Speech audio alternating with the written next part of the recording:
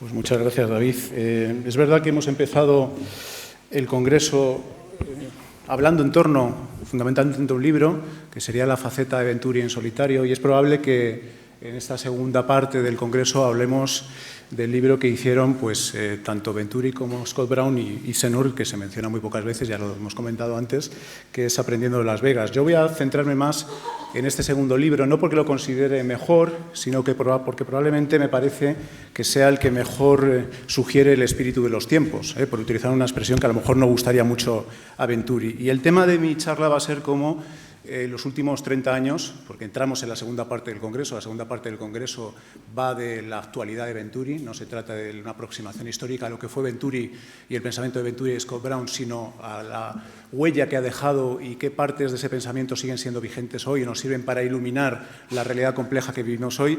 Y por eso me ha parecido interesante centrarme en este libro. Y lo quiero hacer casi empezando de una manera un poco previsible, porque Learning from Las Vegas va, en primer lugar, va de varios temas. Uno de ellos es el monumento, es el simbolismo y el monumento. Y si hablamos de monumento y hablamos de la vigencia de la idea del monumento, inevitablemente tenemos que pasar a esta imagen, que es un tema que ha estado vigente absolutamente en las últimas semanas con una carga simbólica, política y sociológica de profundidad bestial, ¿no? Y que sigue generando muchísimos debates. ¿Qué hace que esto sea un monumento? Que este monumento, que fue concebido como un monumento, valga la redundancia, sigue funcionando como tal. Es decir, que para unos significa una cosa y para otros signifique otra, más allá de su valor arquitectónico. Pues precisamente lo hace algo que detectó Venturi, que es que comunica. Es un edificio que sigue comunicando, que estuvo concebido originariamente para eso, para esa función, para comunicar ciertos valores de la manera más eficaz posible.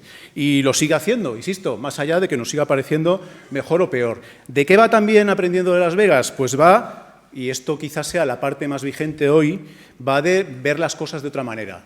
Cuando, quizá arrastrado, ¿no?, por Denise Scott Brown, Venturi se enfrenta al problema de estudiar esta ciudad, lo que nos está proveyendo, más allá de que Las Vegas sea o no interesante, es que debemos aprender a mirar ciertas realidades. Los arquitectos debemos aprender a mirar ciertas realidades que hasta ese momento habían permanecido inéditas o ciegas o sin significado, precisamente porque se miraban con las anteojeras de una mirada elitista. Por cierto, otro gran tema, las élites, ¿no? El papel de las élites hoy en día.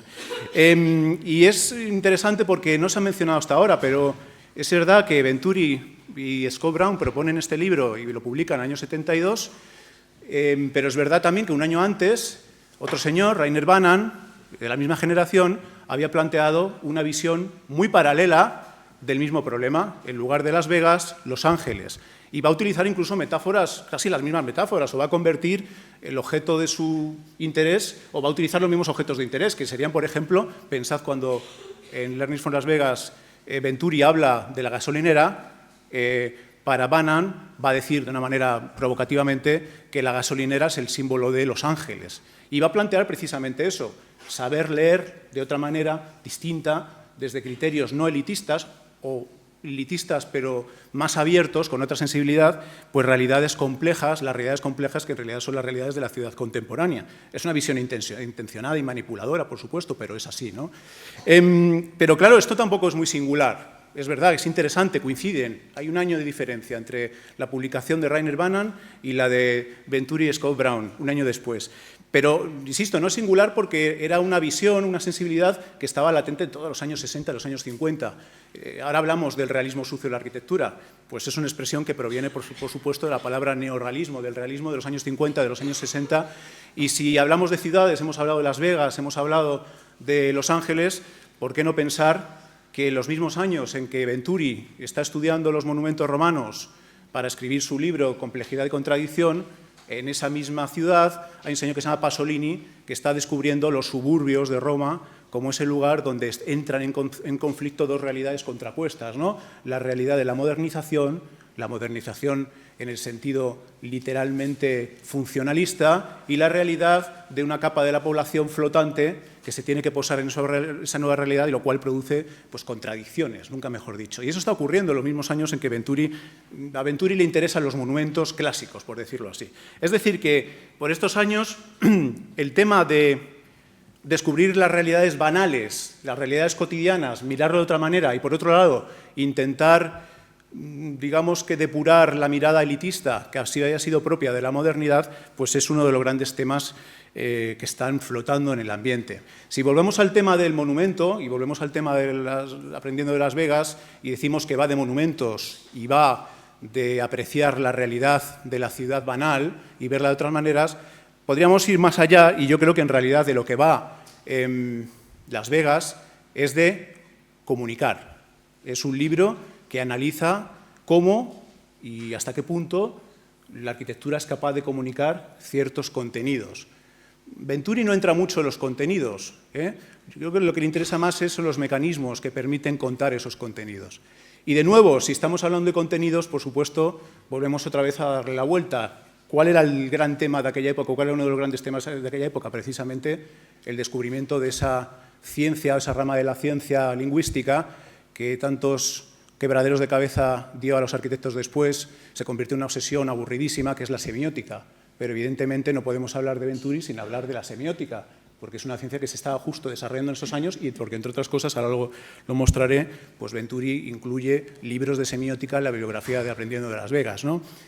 El objetivo de Aprendiendo de Las Vegas es, como dice, recuperar el simbolismo olvidado de la arquitectura, y va de monumentos. Bueno, pues esto también es una sensibilidad que, como sabemos, ¿no?, proviene de una segunda lectura hecha por algunos teóricos modernos, entre ellos Gideon, que lo hemos mencionado ya varias veces en la jornada de la mañana, cuando propone Gideon, junto con otros arquitectos como Sert, pues propone en los años 40 recuperar el poder comunicativo de la arquitectura, la capacidad de que la arquitectura entre en contacto directo con las personas, que sea entendible, no por las personas, que restablezca esos lazos, proponiendo en este caso una mirada muy distinta o una solución muy distinta a la de Venturi. Si Venturi iba a proponer pues casi la vuelta a lo banal, a lo común, a mecanismos tomados de la cultura pop, Gideon y compañía van a proponer pues un monumentalismo cívico mucho más sutil, abstracto, de pequeña escala, pero a la vez monumental, con capacidad de incidir, pero hecho desde arriba, ¿no?, por decirlo así, utilizando un término de arriba abajo, ¿no?, a la manera ilustrada,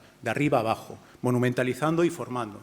Esto el tiempo demostró que no fue muy útil o que no tuvo mucho éxito, y es en ese contexto cuando la lectura de Venturi y Scott Brown pues se demuestra, antes decíamos del tema de la oportunidad. Para tener éxito en un planteamiento, pues no basta con que las ideas son interesantes, sino que estén presentadas en el momento adecuado. Y es en ese caldo cultivo que está ocurriendo a finales de los años 60, cuando emerge Aprendiendo de Las Vegas y resulta una obra escuchada, porque el caldo de cultivo ya se había hecho antes, ¿no? En Aprendiendo de Las Vegas, Venturi cita, en la bibliografía, cita varios autores, no muchos, pero varios, ¿no? Entre ellos, este libro, que es un libro importantísimo, que es un libro que se había publicado pocos años antes, en el año 69, si no recuerdo mal, que es un libro que va a editar Charles Jencks, que se ha mencionado esta mañana, que acaba de fallecer, en el cual van a participar pues, grandes teóricos de la época. Va a participar, aparte de Jencks, François Choët, Bannon, Norvell Schultz, Dorfles, y todos ellos van a abordar ese tema de cómo comunicar en la arquitectura. Venturi se va a hacer eco de eso. Frampton también, por cierto, también participa casi como su primera gran colaboración, ¿no?, su puesta de largo, ¿no?, como teórico en este libro. Pero antes de este libro no podemos olvidar una tradición que proviene de Italia, muy activa en estos años, que en este caso pues, podemos asociar por poner un título quizá el más representativo a este de Fusco, en el que empieza a estudiarse el problema de la arquitectura en el contexto de la cultura de masas, que era otra gran preocupación de aquellos años. ¿Cómo transmite la arquitectura? Pues Fusco va a proponer un reenlace entre los significados y la sociedad a través de formas inteligibles por todos. Tampoco dice cómo, digamos que diagnostica el problema y en este caso Fusco pues sigue trabajando por el lado de la modernidad. Pero si nos retrotraemos al problema, en el año 63, pues ya el propio Norvell Schultz, que va a aparecer en este libro de Jencks, ya había planteado esto, ¿no?, de una manera pues, un tanto precaria, confusa, farragosa, como es este libro, demasiado ambicioso probablemente, que es Intenciones en la arquitectura, pero que tiene ya un capítulo dedicado exclusivamente a la transmisión de los significados en la arquitectura, lo que se llama, en término técnico, la semiótica, ¿no?, el arte de la comunicación. Lo cual prueba que, en este caso, Norvell Schultz estaba absolutamente al día de lo que se estaba cociendo en aquellos años, y del nacimiento de la semiología o de la semiótica como ciencia, es decir, insisto, ciencia de la comunicación. No vamos a entrar en disquisiciones complejas que podemos asociar a Roland Barthes, como veis aquí, que en el año 64 y en el año 68 publica 2 libros pues en un intervalo corto de tiempo, primero un pequeño ensayo en el que pone los fundamentos de esa ciencia de la comunicación, semiología, y un segundo mucho más leído, quizá más influyente, con contactos con la arquitectura, que es el sistema de la moda, en la que dice algo muy interesante, que es que cualquier uso, una vez que se introduce en las convenciones de la sociedad, se convierte inmediatamente en un signo de ese uso. Es decir, que no basta con la función, sino con la interpretación que hacemos de la función y lo que esperamos de esa función, de lo que esperamos de las formas asociadas a esa función, lo cual tiene mucho que ver, seguramente algunos lo están pensando, ¿no?, con esa tradición de la arquitectura parlante. Quizá mucho más importante para la arquitectura, y de hecho vuelve a aparecer pues en teóricos de la arquitectura de la época, pues sea el pensamiento de Umberto Eco, también fallecido hace unos pocos años, uno de los grandes padres de la semiótica, que también en 1964 y 1968, en paralelo a Roland Barthes, pues propone, por un lado, este libro, que es un clásico, es una especie de recolección de ensayos apocalípticos e integrados, que, como su nombre indica, pues analiza el problema de la irrupción de la cultura de masas y propone 2 maneras de enfrentarse a ellas, ¿no? El apocalipsis, se acaba el mundo tal y como lo hemos conocido, y los integrados, nos tenemos que integrar, o por lo menos incluso nos podemos entregar a este mundo de la cultura de masas, que son de las 2 grandes posturas que desde entonces, en general, muchos arquitectos todavía pues nos podrían incluir en una u otra categoría, una u otra familia. Por supuesto, Umberto Eco esto, pues en primer momento, lo hace pensando en medios pues tradicionalmente olvidados, como pueden ser el cómic, por ejemplo, y no es casualidad que en la versión española aparezca Superman, pero rápidamente, en un libro mucho más ambicioso, que es La estructura ausente, que es creo que es del año 68, ya lo he dicho, pues explora, y lo hace, a mi juicio, con muchísimo talento, el problema de la comunicación en la arquitectura. Y es quizá el primero, sin ser arquitecto, que aborda de una manera sistemática ese problema de la semiótica en lo arquitectónico. Y dice algo muy interesante que tiene que ver mucho con lo que va a defender Venturi, sin decirlo de esa misma manera, que es cualquier elemento de comunicación o cualquier comunicación arquitectónica no se da de una manera directa, sino que depende de un sistema de expectativas. Las funciones son necesarias, el programa es necesario, pero por otro lado está el mundo de las expectativas de todo aquello que la sociedad pide al arquitecto. De tal manera que cuando creamos una forma arquitectónica o el poder de influencia de una forma arquitectónica no depende solo de su adecuación al programa, sino de la capacidad de que dé respuesta a las expectativas que previamente se ha creado la sociedad. Esto, por supuesto, tiene un corolario pues, conservador, que es el arquitecto no es capaz de cambiar nada, sino que es simplemente aquel que da forma a un sistema de expectativas, a un código, a un sistema de reglas previos que pertenecen a la sociedad, que no son solamente suyos, y en el cual está inserto. Está defendiendo Eco que la comunicación arquitectónica no deja de ser una parcela de un sistema mucho más amplio, que es el de la comunicación social en general. Por supuesto, Eliot no tiene que estar para terminar esta genealogía del tema de la comunicación en Venturi y en Scott Brown. Eliot, que como ya se ha dicho esta mañana, y por supuesto hemos tenido el análisis tan absolutamente perspicaz que ha hecho Rafael en su selección magistral, pues está presente, pero no solamente en complejidad en el primer libro de Venturi, sino también en el segundo, que no en vano, ahora lo mostraré, tiene varias citas de Eliot. ¿Qué defiende Eliot? No voy a glosarlo otra vez, pero defiende precisamente algo muy parecido a lo que estaba defendiendo Umberto Eco. El significado no se produce sobre el vacío, no depende exclusivamente del talento individual, sino que se produce dentro de un sistema de reglas, en un código heredado, que tiene que ver con un sistema de rupturas y continuidades que se llama tradición. Y, por supuesto, el arquitecto nace en ese código, vive en ese código, tiene que utilizar buena parte de ese bagaje heredado y puede introducir rupturas en el código, pero siempre dentro de ese contexto. Y, insisto, tiene muchísimo que ver con los planteamientos que estaba haciendo la semiología en aquellos años. Volviendo a las citas que mencionaba, las 2 que más me han interesado, que tienen un lugar muy destacado en Aprendiendo de Las Vegas, las 2 son de Eliot y, como se ha dicho esta mañana, no están glosadas, simplemente sirven como una especie de ejemplo, ¿no?, que contribuye a reforzar el contenido o los contenidos que se desarrollan después. El primero tiene que ver precisamente con los significados. Y fijaros que he destacado en amarillo pues, esta cita, ¿no? Intolerable pugna con las palabras y los significados. De eso va la arquitectura, de una batalla con conceptos. En realidad está planteando eso, es una batalla con conceptos que se establece a través de la comunicación. Y luego algo que quizá tenga más trascendencia para el desarrollo del libro es cuando dice que, digamos que está hablando del poeta, pero podríamos pensar del artista, del creador en general, cuando dice que el creador, cuando se enfrenta a ese sistema de códigos heredados, a esa tradición, tiene dos maneras o dos herramientas. La primera es la imitación, que sería el sistema clásico, la imitación, y el segundo sería la parodia. Y esta palabra, la segunda, me interesa más porque tradicionalmente se ha asociado a Venturi con otra palabra, la ironía, que es la ironía posmoderna, que tanto juego dio en los años 80 y que tan mal se planteó, pero probablemente sería más interesante hablar precisamente de la palabra parodia. En realidad, cuando Venturi propone aprender de los sistemas de transmisión del comunicado que vemos en Las Vegas, o cuando empieza a explorar cómo se puede transmitir el comunicado, la comunicación o los significados a través de las formas, en realidad está planteando esta oposición entre la imitación puramente elitista de una tradición dada y la parodia que da, a mi juicio, ya lo veremos, bastante más posibilidades de desarrollo. No lo voy a contar todavía, me anticipo un poco, pero es necesario, ¿no? Venturi va a dar muchísima importancia, o va a pensar, o va a decir, ya se ha dicho, ¿no?, que hay dos maneras de transmitir los significados, de comunicar. Una son las formas, y es lo que él denomina la arquitectura pato, o el método del pato, en el que la forma expresa el significado directamente, de una manera intuitiva, y la otra es el rótulo, podríamos decirlo así, la decoración añadida, aplicada, ¿no?, que sería lo que él llama la idea del cobertizo decorado, que ahora mostraré. Vayamos por partes. La forma que puede expresar directamente a través de su propia configuración. Y pensemos en el pato que aparece en las ilustraciones del propio Learning from Las Vegas.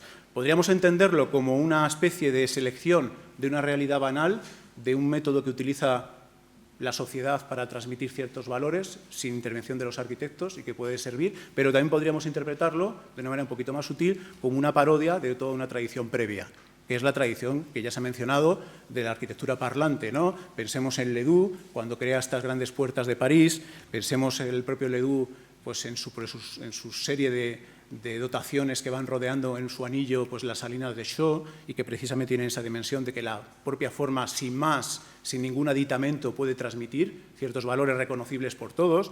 Se ha enseñado esta imagen, que a su vez es interesante, ¿no?, la planta del prostíbulo que transmite su forma, pero que a la vez también, si lo miramos con lupa, también es una parodia de un tipo de representaciones de la época que literalmente estaban trabajando con esa extrapolación, ese cambio de escala vinculado, en este caso, a un cierto tipo de literatura. Son estrictamente contemporáneas esta imagen y esta imagen, y son dos niveles de comunicación a través de la forma. Si volvemos al pato, pues también podríamos decir que incluso tenemos una tradición literalmente vinculada a la forma de los animales, y también podría ser una parodia de una larga tradición que de nuevo hunde sus raíces en el siglo XVIII. Pues hemos visto antes a Vivant Denon, Ledoux, pues bueno, la lista sería amplia, ¿no?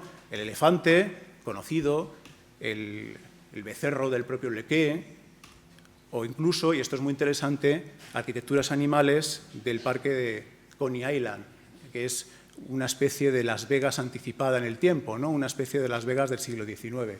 Es decir, que no es un mecanismo ni inventado, por supuesto, por Venturi, ni desconocido para los arquitectos.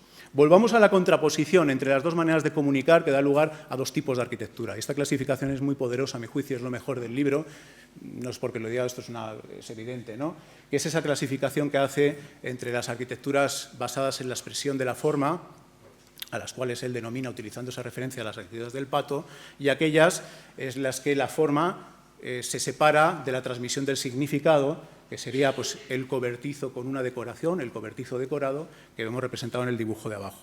En cuanto a los patos, pues para Venturi, la arquitectura de los patos de su época sería la arquitectura de la tradición del movimiento moderno, que había conducido en una fase, podríamos decirlo en términos míos, pero podría valer en una fase manierista, a una arquitectura que él denomina expresionista. en la cual los contenidos se producen de dentro a fuera, en ese, digamos, modelo tradicional vinculado pues, a la tradición moderna del funcionalismo desde el siglo XIX. Y pone el ejemplo, que ya se ha enseñado esta mañana, pues, de las obras de Paul Rudolph, que él considera, ahora veremos la contraposición, obras autorreferenciales, elitistas y, en el fondo, incomprensibles para el público no ducho, que no conoce esa propia tradición. Y la otra arquitectura sería la del cobertizo decorado. Esto es una maqueta del propio Venturi, que asociaríamos, pues podríamos asociar a su propia obra, ¿no? A la Guildhouse, pues con todas sus dificultades, siendo como es pues una obra poco convincente en muchos aspectos, pues sí podríamos asociarla directamente a eso. Cuando Venturi analiza estos dos tipos de arquitectura, por supuesto reconoce que esto no es ninguna novedad. La propia historia de la arquitectura está llena de edificios pues, que o funcionan como patos o funcionan como cobertizos decorados. Pone el caso de la Catedral de Amiens, que es, por un lado, con su planta, su volumen de cruz, un edificio pato, y por otro lado es literalmente una fachada que es una pantalla que transmite ciertos contenidos simbólicos.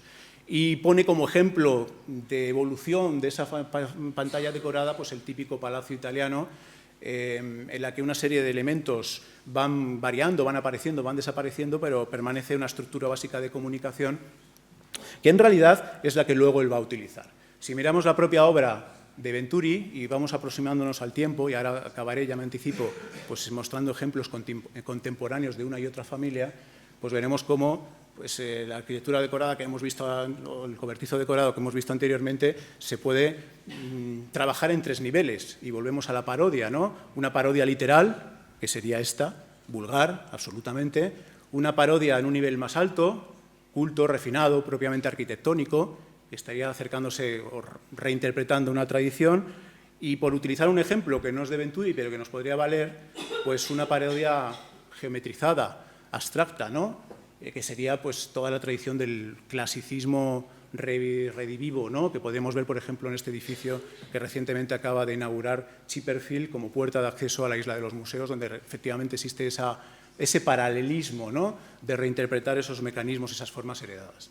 Bien, volviendo al tema del monumento, pues podríamos preguntarnos, Las Vegas, que apasionó a Venturi, son un momento muy determinado de la historia de Las Vegas. Las Vegas es una ciudad en continua transformación. Las Vegas que apasionó a Venturi y a Dennis Scott Brown desapareció en 10 años y fue sustituida por otra generación de arquitecturas paródicas, que podemos decir, donde se acentúa precisamente los rasgos que acabamos de ver, ¿no? Pensemos, por ejemplo, en esta especie de reproducción paródica de nuevo de las arquitecturas, pues en este caso de Nueva York, digamos que sería una especie de parque de atracciones o de zoológicos de arquitecturas seleccionadas. Por supuesto, aquí lo interesante no está en el interior ni en la función. El cobertizo, pues podemos decir que casi ha desaparecido porque lo que se ha convertido esto es literalmente en una pantalla. Está trabajando precisamente o exclusivamente a través de la significación. Y esto me permite establecer un paralelismo que no se ha mencionado hasta ahora, que me parece fundamental, que es el paralelismo entre Venturi y Kohlhaas. Cuando en esos unos años después, pocos años después, 5 años después de que Venturi publique y Scott Brown publiquen Aprendiendo de Las Vegas, aparece la obra más transgresora, la más interesante a mi juicio de Kohlhaas, que es Delirious New York, y uno de los grandes temas de Kohlhaas es precisamente ese, es la comunicación arquitectónica planteada por él como una desconexión entre el interior y el exterior. O dicho de otra manera, la vida propia que tienen las fachadas, que tienen las envolturas, para generar, para transmitir ciertos comunicados en el contexto de la ciudad. Está hablando de arquitecturas pantalla, que es un tema que no va a abandonar, por supuesto, en toda su carrera y que nos da otras pistas, ¿no? No estoy diciendo que evidentemente hay una influencia literal de Venturi en Kohlhaas, pero sí estoy hablando de una continuidad de preocupaciones. Y cuando en uno de sus proyectos iniciales pues Kohlhaas plantea o entiende la ciudad así, en el fondo lo que está planteando es una ciudad cuyo efecto depende precisamente de cobertizos decorados, ¿no? Son los cobertizos decorados los que crean la significación urbana, más allá de la traza, del programa, etc. Esto por un lado, por tanto. Hablemos ahora de la pervivencia de estas dos maneras de entender la transmisión de significados en la arquitectura, por un lado, y vamos a hablar también de la actualidad. no sé si de continuidad, pero sí de estrategias contemporáneas que pueden ser interesantes. En la propia obra de Venturi pues vamos a encontrarnos los cobertizos y vamos a entendernos una abstracción todavía mayor de la idea del cobertizo a través del uso de la rotulación. Lo vemos en los grandes almacenes, por supuesto, porque es inevitable, trabajados a diferentes escalas. Vemos un eco, ¿no?, del juego tipográfico pues, en edificios contemporáneos, como puedan ser este Museo de Castellón, que todos conocemos, o incluso nos encontramos de nuevo una parodia, ¿no?, del cobertizo, que en este caso plantea una conexión interesante entre programa y significación, ¿no? Es verdad que esto es un cobertizo con decoración, pero es que lo que se muestra en el cobertizo tiene que ver con la fachada. Hay un proceso de resignificación, de continuidad entre el interior y el exterior. Es muy literal, pero pensemos en las estrategias que utiliza Herzog y de Meuron. Cuando en proyectos como Ricola introduce o convierte la fachada en un elemento parlante, en realidad, ¿de qué estamos hablando? De un cobertizo decorado, literalmente de la idea. O en este otro proyecto menos convincente, menos interesante, que es el museo en el que, bueno, esa idea de humanismo se asocia pues, a estas imágenes del catálogo de imágenes de los libros que contiene la propia biblioteca, pero sigue funcionando desde un punto de vista, y diríamos ahora, introduzco la palabra, icónico. Depende fundamentalmente de, literalmente, una imagen que se introduce, que se reproduce, que se extrae de un catálogo y se convierte en fachada. Hay un salto de contenido. Pensemos también en Winnie Maas, cuando en este proyecto tan reciente convierte pues, el decorado o el cobertizo decorado lo convierte en una especie de bóveda, de envoltura. Sigue funcionando igual, porque en realidad el cobertizo, que es la vivienda, que es lo que queda en este caso por encima, nos importa poco. Es una arquitectura absolutamente banal, hecha con ventanas. Lo importante es la superficie que transmite. Y por hacer un inevitable eco, por supuesto, a la obra de Rafael, que está aquí, pues ¿por qué no podemos entender, por supuesto, el proyecto de Murcia como un cobertizo decorado? En este caso, de una manera más culta, evocando la tradición probablemente del retablo, que también era eso, una pantalla para comunicar significados, y en este caso estableciendo el diálogo entre los dos cobertizos decorados, la catedral y el nuevo edificio. Lo que queda por detrás, pues quizá nos da igual. Lo importante es la densidad comunicativa que se produce a través de esos dos retablos que se oponen el uno al otro y a la vez se relacionan el uno con el otro con estrategias, pues en este caso, muy venturianas. Hay otras estrategias del cobertizo decorado probablemente menos claras, menos literales, que son de prácticas más contemporáneas, como podemos ver aquí, cuando se convierte en fachada pues, una franja de una arquitectura elemental. Está funcionando como un icono porque la funcionalidad es muy dudosa, ¿no?, en este caso. Aquí vemos otro ejemplo en el que la idea de la construcción elemental pues, se cualifica a través de un ornamento colocado precisamente como una superficie que se separa del cobertizo interior.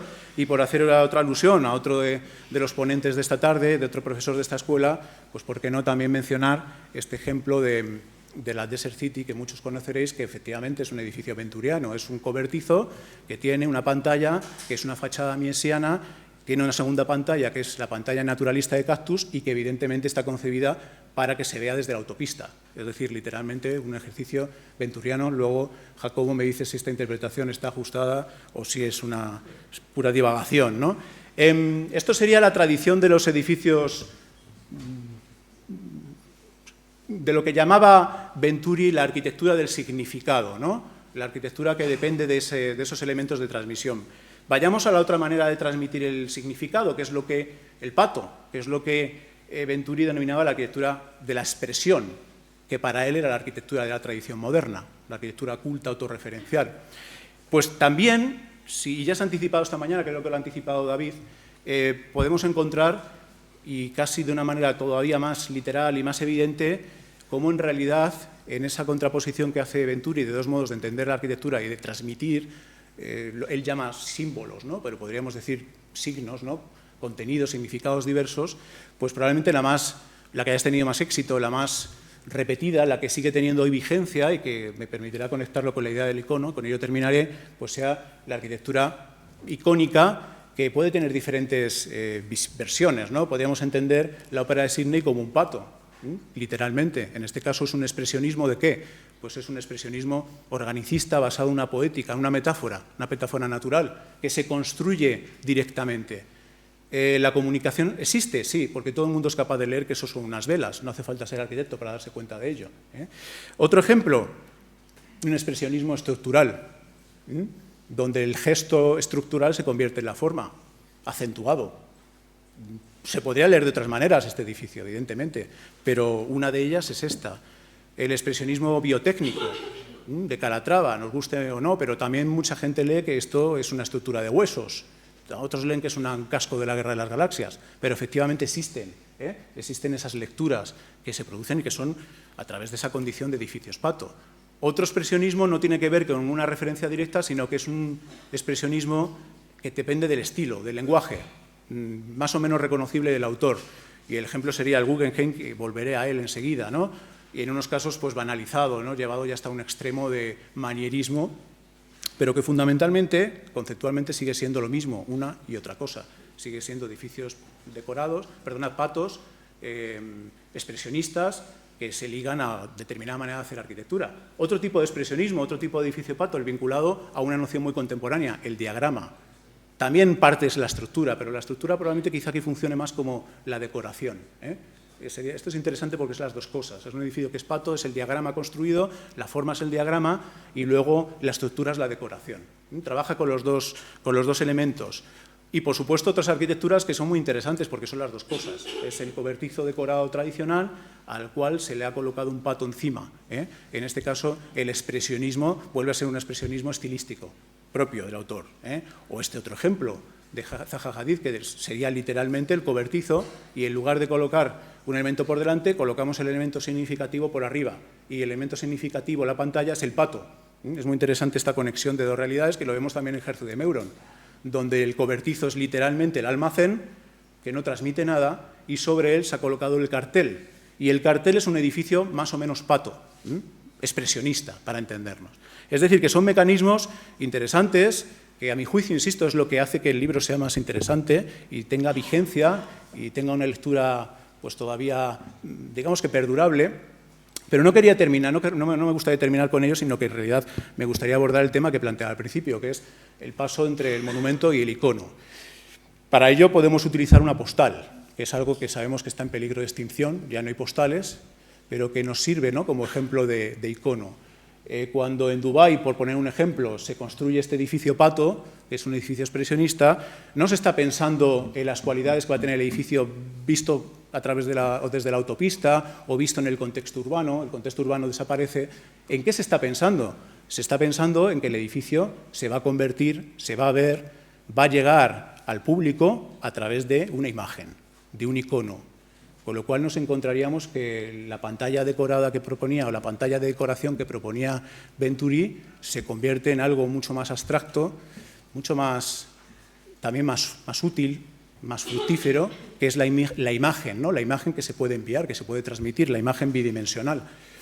Y dentro de este panorama de referencias de las que venimos hablando todo el día, pues faltaba una, que es también literalmente de estos años, ¿no? ¿Qué nos falta? Nos falta McLuhan, ¿no? Nos falta la influencia de los medios de comunicación en la propia comunicación, a través de estos dos libros famosos, que son dos grandes clásicos.